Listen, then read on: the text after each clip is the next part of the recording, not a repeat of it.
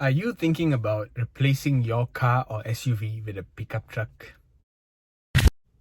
Decades ago, it would be really tough to sell a pickup truck to an everyday driver like you or me. But today, it's more common than ever. Pickup trucks like this Nissan Navara Pro 4X, the Ford Ranger Wildtrak, the Mitsubishi Triton Athlete, the Isuzu D-Max X-Terrain, and the Toyota Hilux Rogue are all designed with the urban cowboy in mind. Yes, these trucks are very durable, they're very capable off-road, and if you think about it, they're relatively inexpensive. Lots of equipment, huge touchscreens, huge engines with 450, 500 Newton meters of torque available. And the prices? No more than 150,000 ringgit. But that's mostly due to the tax structure in ASEAN, because pickup trucks are still considered commercial vehicles. If you're going to replace your passenger car with a pickup truck, that's fine. It's your money. You can spend it however you want. But I feel like I should inform you about some of the things that you don't really notice the first time you get in a pickup truck.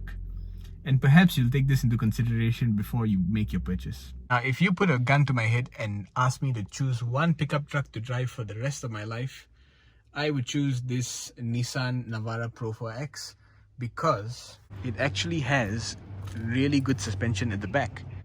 It uses coil springs instead of leaf springs, and this kind of suspension just makes it a lot more comfortable than most of its competitors. But it's still a pickup truck, and that means they still fill the interior with hard plastics everywhere you look. The scratchiest, most durable plastic you can find.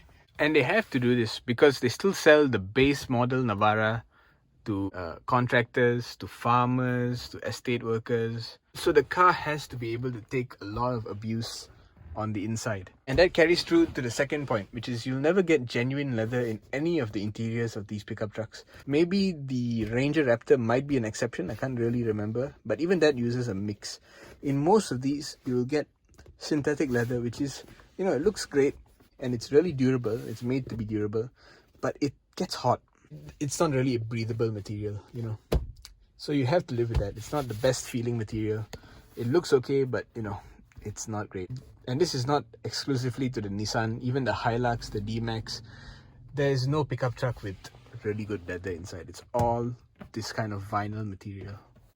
Another point is the steering. Now, in the Navara, they've lightened up the steering a lot. It's actually one of our favorites to drive around in terms of pickup trucks. But every pickup truck except for the Ford Ranger uses hydraulic power steering.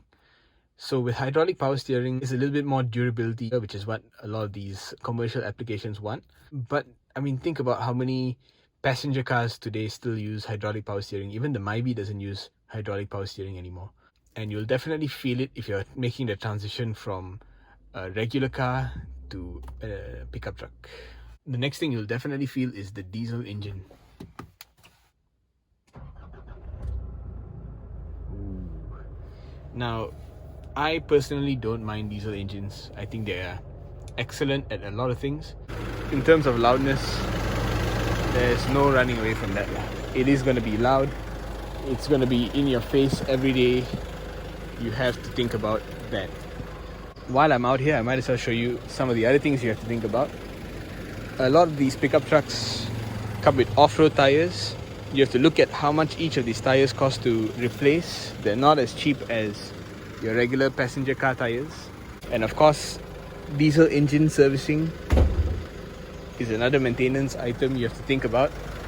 Diesel engines are traditionally very large displacement and use a lot of lubrication. They use a lot of lubrication, and I don't know if you can hear me, so I'm going to shut that. Probably woke up half of Bangsa doing that. And you also have to think about maintenance of the all-wheel drive system. There's lubricants to change here, and all the off-road components in the suspension. They last a long time, but when they need to be replaced, they are most likely going to be more expensive than your passenger car equivalents. The Navara is a good example of the best of how pickup trucks can be, but even in this pickup, the turning circle is still an issue and visibility is still an issue. Let me try and make a U-turn here. There should be enough space. If this was a passenger car, it should be no issue. But no, on a pickup truck, it's almost always going to be a 3-point turn.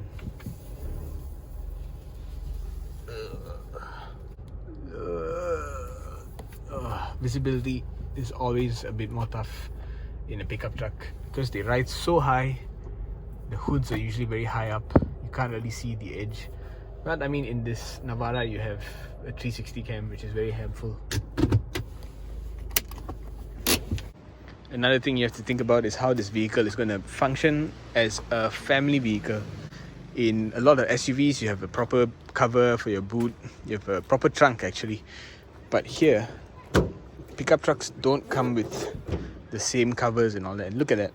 Imagine your wife or your kids going to open the trunk for luggage, and that thing is not lightweight. It's made, I mean, it's easy enough to lift up nowadays, because nowadays most pickup trucks will come with this torsion spring system, so it's a one-handed operation, but it's still a bit difficult to do. And you know, you've got no cover for your luggage. You can go and get another canopy, but I can tell you most people don't get it because it's an additional expense. And then if let's say you have kids, or let's say your parents are a bit older, you have to think about how are they going to climb up that step, because most SUVs are a lot lower than this. Most cars are a lot lower than this, but here you have to step up once and then you have to grab something. Here there's no grab handle, but in some pickup trucks there's a grab handle. Here the grab handle's up here, so you lift yourself up and you slide in like that.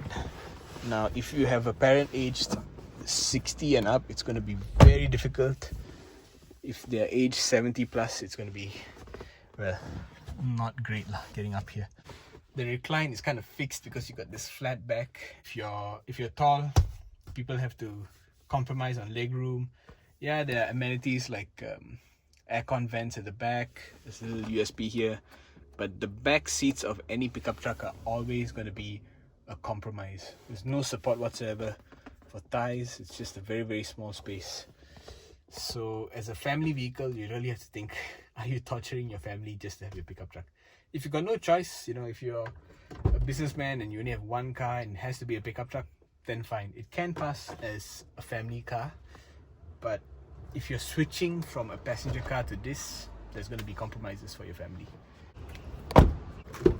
And that extends to, as I said, the driving capabilities. If you're the only driver and you're used to it, that's fine. But if you're sharing this with your wife, if you're sharing with a young learner driver, this is not an easy car to start driving with. It's always going to be a little bit more tough in terms of steering, in terms of visibility.